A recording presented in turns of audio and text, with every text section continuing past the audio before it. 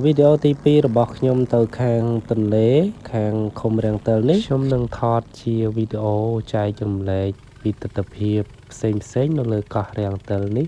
ចែកជូនបងប្អូនទស្សនាថាមានអ្វីប្លែកខ្លះនៅលើនេះមានអ្វីខុសពីយើងនៅលើគោកខ្លះសូមទស្សនាវីដេអូនេះ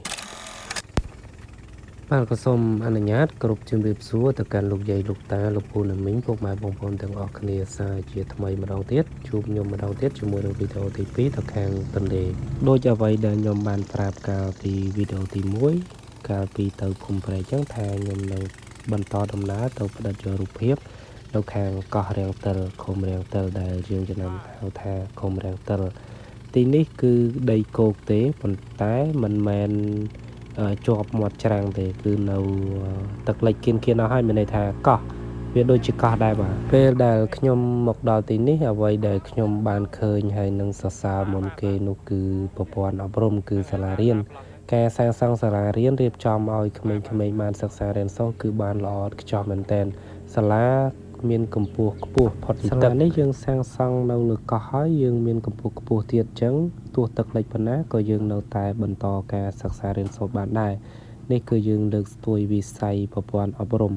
ហើយបើនិយាយពីទស្សនវិជ្ជាមកលើកោះនេះវិញគឺទឹកទៅតែស្រកបានរយៈពេល2ថ្ងៃតែប៉ុណ្ណោះនៅដានផុកដានអីឡើយទេបាទហើយទឹកក៏កំពុងតែស្រកបណ្ដាទៅដែរប៉ុន្តែការស្រកទៅនឹងវាយឺតហើយនៅលើកោះរាំងទិលនេះក៏មានអ្វីសពគ្រប់បែបយ៉ាងដែរមានដូចជា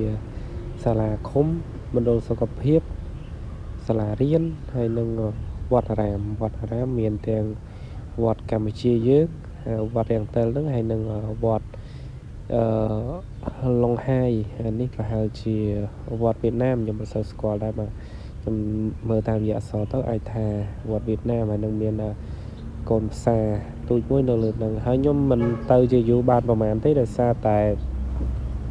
ម៉ោង4ហើយបាទល្ងាចហើយម៉ោង4កន្លះហើយខ្ញុំក៏រៀបចំចេញដំណើរមកវិញហើយជិះកាត់វត្តរាំងទិលនឹងដែរបាទឃើញថាការកសាងបានខ្ពស់ស្កឹមស្កាយមែនទែនទឹកអត់ងាយលិចទេបាទហើយផ្ទះប្រជាពលរដ្ឋមិនមែននៅលើកោះទាំងស្រុងទេនៅខាងភូមិរាំងទិលហ្នឹងគឺមានកន្លែងខ្លះគឺនៅ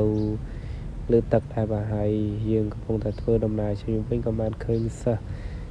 នៅវិទ្យាល័យបាទគាត់ចែវទុកមួយ3នាក់ទុកថ្នោតទេបាទបថុយមែនទែនហើយទុកចាស់ទៀតខ្ញុំឃើញក៏ញើតដែរបាទហើយទឹកកន្លែងហ្នឹង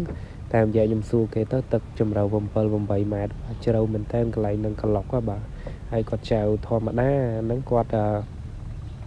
អ្នកស្រុកហ្នឹងគាត់ស៊ាំគាត់អត់ខ្លាចទេតែបើយើងនៅចម្ងាយយើងឃើញទឹកជ្រៅអញ្ចឹងបាទខ្លាចដែរបាទអត់ហ៊ានទេហើយឥឡូវនេះយើងកំពុងតែធ្វើដំណើរចេញមកវិញហើយបាទហើយយើងផ្ដិតយករូបភាពផ្ទះប្រជាពលរដ្ឋតាមដងផ្លូវចេញមកវិញហ្នឹងឃើញថាស្រស់ស្អាតមែនតើហើយបងប្អូនមកទីនេះកុំភ័យរឿងអត់សេវាប្រព័ន្ធអីក៏មានសេវាដែរតាំងពីមាត់ហ្វូនស្មាតមានទាំងអស់ពុំមានអង្តែនសេវានៅទីនេះបាទហើយយើងម៉ោង4កន្លះបាទម៉ោង4កន្លះចិត្តម៉ោង5ហើយថ្ងៃ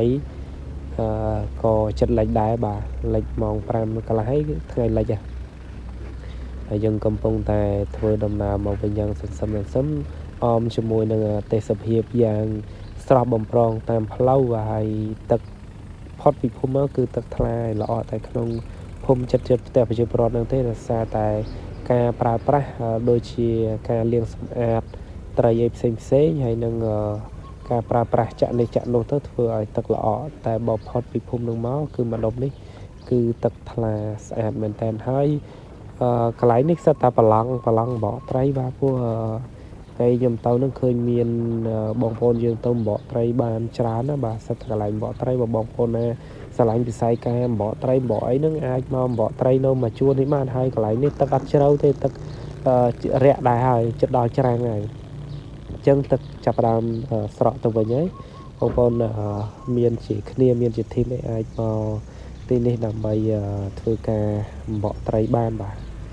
ហើយយើងកំពុងតែធ្វើដំណើរទៅវិញចិត្តដល់លើគោកហើយបាទឥឡូវនេះគឺយើងធ្វើដំណើរមកដល់លើគោកវិញហើយយើងរៀបចំទៅខាងពោធិ៍សាត់វិញហើយ ពីទីរំខាត់ពោធិ៍សាត់កាន់ទឹកនេះគឺមានចំនួន30 គីឡូដែលយើងធ្វើដំណើរតាមផ្លូវកស៊ូទេអត់បាក់ទេបើបងប្អូនចង់មកលេងអីអាចវាយ Google មើលទៅសម្រាប់បងប្អូនដែលអត់ស្គាល់បាទអរគុណជំរាប